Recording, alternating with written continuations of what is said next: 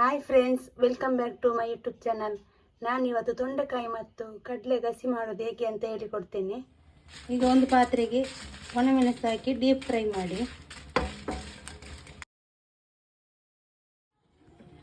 ಇವಾಗ ಇದನ್ನು ಸಣ್ಣ ಮಿಕ್ಸಿ ಜಾರಿಗೆ ಹಾಕಬೇಕು.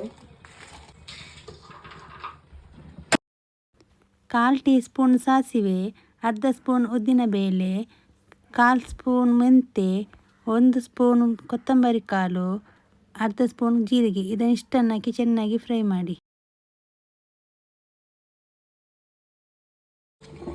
ಈಗ ಇದನ್ನೆಲ್ಲ ಮಿಕ್ಸಿ ಜಾರಿಗೆ ಹಾಕಿ ನೈಸಾಗಿ ಫ್ರೈ ಮಾಡಬೇಕು. ಕೊತ್ತಂಬರಿ ಕಾಳು, ಜೀರಿಗೆ, ಮೆಂತೆ, ಉದ್ದಿನಬೇಳೆ ಇದನ್ನೆಲ್ಲ ಇಷ್ಟು ಗ್ರೈಂಡ್ ಮಾಡಬೇಕು.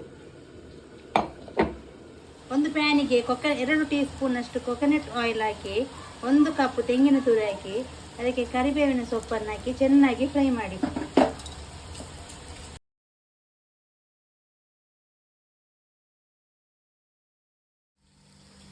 ಈಗ ನೋಡಿ, ಒಳ್ಳೆಯದಾಗಿ ಫ್ರೈ ಆಗ್ತಾ ಬಂತು. ಇಷ್ಟು ಫ್ರೈ ಆಗಬೇಕು. ಈಗ ಗ್ಯಾಸನ್ನು ಆಫ್ ಮಾಡಿ. ಅದೇ ಜಾರಿಗೆ ನಾವು ಫ್ರೈ ಮಾಡಿದ ತೆಂಗಿನ ತುರಿಯನ್ನು ಹಾಕಬೇಕು. ಸ್ವಲ್ಪ ತರಿಯಾಗಿ ರುಬ್ಬಿದರೆ ಸಾಕು, ನೈಸಾಗಿ ಗ್ರೈಂಡ್ ಮಾಡಬಾರ್ದು. ರಾತ್ರಿ ನೆನೆಸಿಟ್ಟಂಥ ಉರಿಗಡಲೆಯನ್ನು ಕುಕ್ಕರಿಗೆ ಸ್ವಲ್ಪ ಉಪ್ಪು ಮತ್ತು ನೀರು ಹಾಕಿ 2 ವಿಸಿಲ್ ಬರಿಸಿ. ರಾತ್ರಿ ನೆನೆಸಿಟ್ಟಿರೋದ್ರಿಂದ ಇದು ಬೇಗ ಬೇಯ್ತದೆ. ಈಗ ಒಂದು ಪಾತ್ರೆಗೆ 2 ಟೀ ಸ್ಪೂನಷ್ಟು ಕೊಕೊನಟ್ ಆಯಿಲ್ ಹಾಕಿ ಈರುಳ್ಳಿಯನ್ನು ಹಾಕಬೇಕು.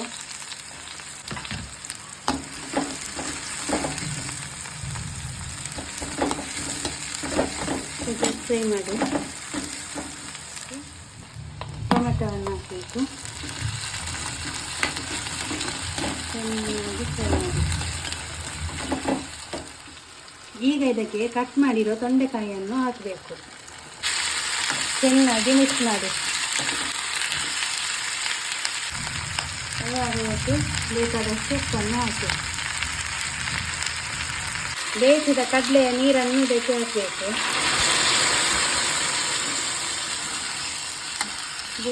ತೊಂಡೆಕಾಯಿ ಸ್ವಲ್ಪ ಬೆಂದರೆ ಸಾಕು, ಜಾಸ್ತಿ ಬೇಯಬಾರ್ದು.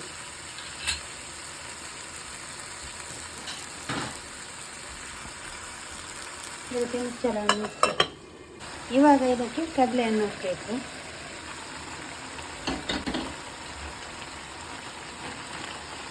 ಚೆನ್ನಾಗಿ ಮಿಕ್ಸ್ ಮಾಡಿ. ತೊಂಡೆಕಾಯಿ ಸ್ವಲ್ಪ ಬೆಂದಾಗಲೇ ಈಗ ಮಿಕ್ಸ್ ಮಾಡಿಟ್ಟ ಪೌಡರನ್ನು ಹಾಕಿ.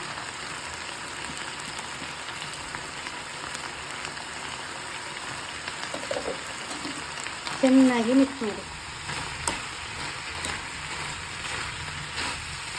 ಈಗ ಇದಕ್ಕೆ ತರಿ ರುಬ್ಬಿದ ತೆಂಗಿನ ತುರಿ ಮತ್ತು ಕರಿಬೇವಿನ ಸೊಪ್ಪನ್ನು ಹಾಕಬೇಕು.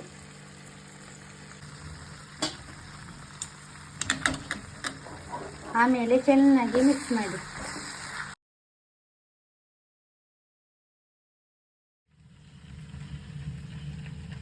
ಈಗ ಅದಕ್ಕೆ ಒಗ್ಗರಣೆ ಹಾಕಬೇಕು.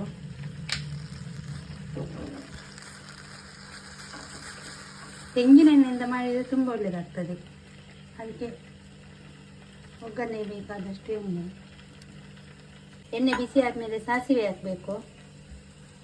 ಸಾಸಿವೆ ಸಿಗುತ್ತಾ ಬರುವಾಗ ಬೆಳ್ಳುಳ್ಳಿಯನ್ನು ಹಾಕಬೇಕು. ಒಣಮೆಣಸನ್ನು ಹಾಕಬೇಕು, ಸಣ್ಣದಾಗಿ ಕಟ್ ಮಾಡಿ.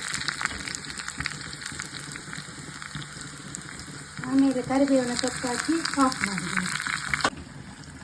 ಆ ಒಗ್ಗರಣೆ ಇದಕ್ಕೆ ಹಾಕಿ ಇದು ಗ್ಯಾಸ್ ಆಫ್ ಮಾಡಿ. ಈಗ ರೆಡಿ.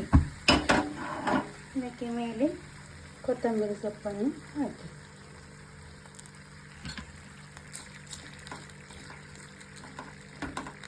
ಇನ್ನೂ ಯಾರೆಲ್ಲ ನನ್ನ ಚಾನಲನ್ನು ಸಬ್ಸ್ಕ್ರೈಬ್ ಮಾಡಿಲ್ಲ, ಪ್ಲೀಸ್ ಸಬ್ಸ್ಕ್ರೈಬ್ ಮಾಡಿ, ಲೈಕ್ ಮಾಡಿ, ಶೇರ್ ಮಾಡಿ, ಕಮೆಂಟ್ ಮಾಡಿ, ಸಪೋರ್ಟ್ ಮಾಡಿ. Thank you.